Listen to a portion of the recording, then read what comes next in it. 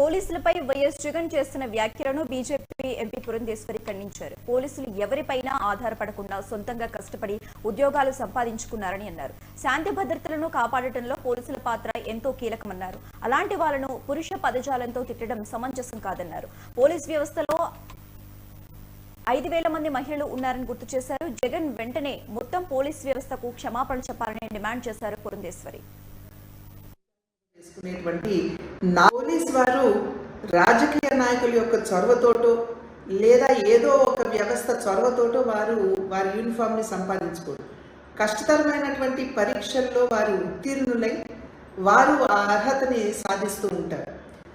దేశంలో అదేవిధంగా రాష్ట్రంలో కూడా శాంతి భద్రతల్ని కాపాడవలసినటువంటి బాధ్యత వారి భుజాల మీద వేసుకునేటువంటి 4వ సింహంగా పోలీసు వ్యవస్థని ప్రతి ఒక్కరూ కూడా గుర్తిస్తూ ఉంటారు. వారి ప్రాణాలని ఒడ్డి శాంతి భద్రతల్ని కాపాడటంలో వారు ఒక ప్రధానమైనటువంటి భూమికని పోషిస్తూ ఉంటారు.